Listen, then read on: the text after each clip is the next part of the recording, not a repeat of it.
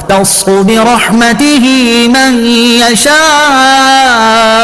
والله ذو الفضل العظيم. ترجمہ: وہ اپنی رحمت کے ساتھ جسے چاہتا ہے خاص فرما لیتا ہے اور اللہ بڑے فضل والا ہے. یختص برحمتہ من یشاء، وہ اپنی رحمت کے ساتھ جسے چاہتا ہے خاص فرما لیتا ہے. یعنی اللہ تعالیٰ نبوت و رسالت کے ساتھ جسے چاہے خاص فرما لیتا ہے، اور نبوت جس کسی کو ملتی ہے اللہ عز و جل کے فضل سے ملتی ہے. اس میں ذاتی استحقاق کا دخل نہیں. ہاں، اب اللہ تعالیٰ نے چونکہ نبوت کا دروازہ بند کر دیا تو اب کسی کو نبوت نہ ملے گی.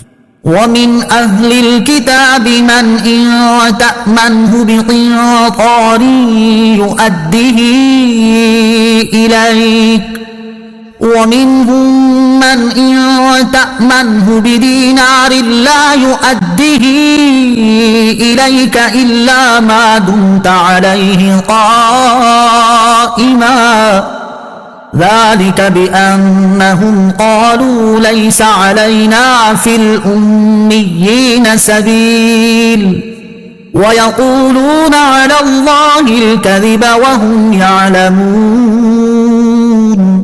ترجمہ: اور اہل کتاب میں کوئی تو وہ ہے کہ اگر تم اس کے پاس ایک ڈھیر بھی امانت رکھ دو تو وہ تمہیں پورا ادا کر دے گا، اور انہی میں سے کوئی وہ ہے کہ اگر تم اس کے پاس ایک دینار بھی امانت رکھ دو تو جب تک تم اس کے سر پر کھڑے نہیں رہو گے وہ تمہیں ادا نہیں کرے گا. ان کی بد دیانتی اس وجہ سے ہے کہ وہ کہتے ہیں کہ ان پڑھوں کے معاملے میں ہم سے کوئی پوچھ گچھ نہیں ہوگی، اور یہ اللہ پر جان بوجھ کر جھوٹ باندھتے ہیں. وَمِنْ أَهْلِ الْكِتَابِ مَنْ، اور اہل کتاب میں کوئی تو وہ ہے. یہ آیت اہل کتاب کے بارے میں نازل ہوئی اور اس میں ظاہر فرمایا گیا کہ ان میں دو قسم کے لوگ ہیں، امانت دار اور بد دیانت. بعض تو ایسے ہیں کہ ان کے پاس ڈھیر مال بھی امانت کے طور پر رکھ دیا جائے تو وہ بغیر کسی کمی بیشی کے وقت پر ادا کر دیں گے، جیسے حضرت عبداللہ بن سلام رضی اللہ تعالیٰ عنہ، جن کے پاس ایک قریشی نے 1200 اوقیہ یعنی تقریباً 147 کلو سونا امانت رکھا تھا. آپ نے اس کو ویسا ہی ادا کیا. اور بعض اہل کتاب اتنے بد دیانت ہیں کہ تھوڑے سے مال پر بھی ان کی نیت بگڑ جاتی ہے، جیسے فنحاس بن عازورہ نامی یہودی جس کے پاس کسی نے ایک اشرفی امانت رکھی تھی لیکن وہ واپسی کے وقت اس سے بھی مکر گیا. تو ان دونوں قسم کے لوگوں کے بارے میں فرمایا کہ اہل کتاب میں کوئی تو وہ ہے کہ اگر تم اس کے پاس ایک ڈھیر بھی امانت رکھ دو تو وہ تمہیں پورا واپس کر دے گا، اور انہی میں سے کوئی وہ ہے کہ اگر تم اس کے پاس ایک دینار بھی امانت رکھ دو تو جب تک تم اس کے سر پر کھڑے نہیں رہو گے اور بار بار تقاضا نہیں کرتے رہو گے وہ تمہیں ادا نہیں کرے گا.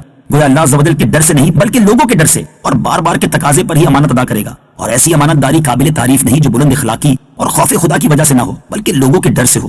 یہودی اس طرح بددیانتی کی حرکتیں کرتے اور اپنے نفس کو اس ہیلے بہانے سے راضی کرتے کہ اللہ تعالیٰ نے اپنی کتابوں میں دوسرے دین والوں کے مال ہضم کر جانے کا حکم دیا ہے، حالانکہ یہ خوب جانتے ہیں کہ ان کی کتابوں میں کوئی ایسا حکم نہیں اور ان کی یہ بات اللہ تعالیٰ پر بہتان ہے. اس سے معلوم ہوا کہ دھوکے اور ظلم کے طور پر کسی کا مال دبا لینا حرام ہے، اگرچہ وہ کسی دوسرے مذہب کا ہو.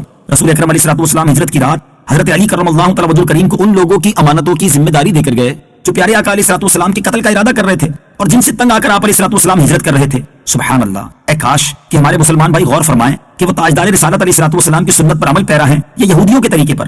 اس وقت عمومی طور پر مسلمان دنیا میں نیک نام نہیں ہیں. بلا من اوفى بعهده واتقى فإن الله يحب المتقين. ترجمہ: کیوں نہیں جو اپنا وعدہ پورا کرے اور پرہیزگاری اختیار کرے تو بے شک اللہ پرہیزگاروں سے محبت فرماتا ہے. بلا کیوں نہیں، یہودیوں کی بات کے دوسرے مذہب والوں سے بددیانتی کرنے پر ان سے کوئی پوچھ گچھ نہیں ہوگی بیان کی گئی. اس کے بعد اللہ تعالیٰ نے اپنا قانون بیان فرما دیا کہ دوسروں سے بددیانتی کرنے پر پوچھ گچھ کیوں نہیں ہوگی. وعدہ پورا کرنا اور امانت کا ادا کرنا دونوں چیزیں پرہیزگاری کے ساتھ تعلق رکھتی ہیں، اور پرہیزگاری اللہ تعالیٰ کو نہایت محبوب ہے. تو جو اللہ تعالیٰ کی پسند پر چلے گا وہ اللہ تعالیٰ کا محبوب بنے گا، اور جو اللہ تعالیٰ کی پسند کی مخالفت کرے گا اس پر ضرور مواخذہ کیا جائے گا. اس سے معلوم ہوا کہ جو کسی سے وعدہ کیا جائے اسے ضرور پورا کیا جائے، خواہ رب عز و جل سے کیا ہو یا عام انسانوں سے یا نبی سے یا اپنے پیر سے یا بوقت نکاح بیوی سے یا کسی اور عزیز سے. ان الذين يشترون بعهد الله وايمانهم ثمنا قليلا اولئك لا خلاق لهم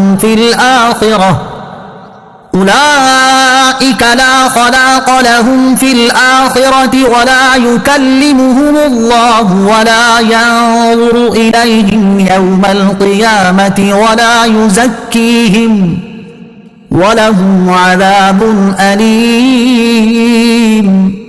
ترجمہ: بے شک وہ لوگ جو اللہ کے وعدے اور اپنی قسموں کے بدلے تھوڑی سی قیمت لیتے ہیں ان لوگوں کے لیے آخرت میں کچھ حصہ نہیں، اور اللہ قیامت کے دن نہ تو ان سے کلام فرمائے گا اور نہ ان کی طرف نظر کرے گا اور نہ انہیں پاک کرے گا، اور ان کے لیے دردناک عذاب ہے.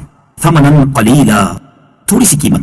یہ آیت یہودیوں کے علماء اور ان کے کچھ سرداروں مثلا ابو رافع، کعب بن اشرف اور حی بن اخطب وغیرہ کے بارے میں نازل ہوئی جنہوں نے اللہ تعالیٰ کا وہ عہد چھپایا تھا جو نبی آخر الزمان صلی اللہ تعالیٰ علیہ وسلم پر ایمان لانے کے متعلق ان سے توریت میں لیا گیا تھا.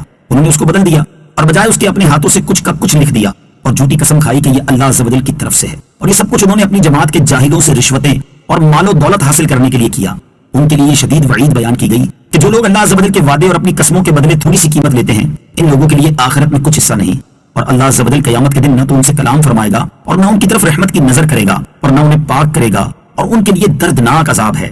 جھوٹ بول کر مال حاصل کرنے کی وعید، اس وعید میں جھوٹی قسم کھا کر مال لے لینے والے، رشوت لے کر جھوٹی گواہی دینے والے، یا رشوت لے کر جھوٹے فیصلے کرنے والے، یا جھوٹی وکالت کرنے والے سبھی داخل ہیں۔ حضرت ابو ذر رضی اللہ تعالیٰ عنہ سے مروی ہے، مسلم شریف کی حدیث میں ہے، سرور کائنات علیہ الصلوۃ والسلام نے فرمایا 3 لوگ ایسے ہیں کہ روز قیامت اللہ تعالیٰ نہ ان سے کلام فرمائے گا اور نہ ان کی طرف نظر رحمت کرے گا اور نہ انہیں گناہوں سے پاک کرے گا، اور ان کے لیے دردناک عذاب ہے۔ اس کے بعد نبی اکرم علیہ الصلوۃ والسلام نے اس آیت کو 3 مرتبہ پڑھا۔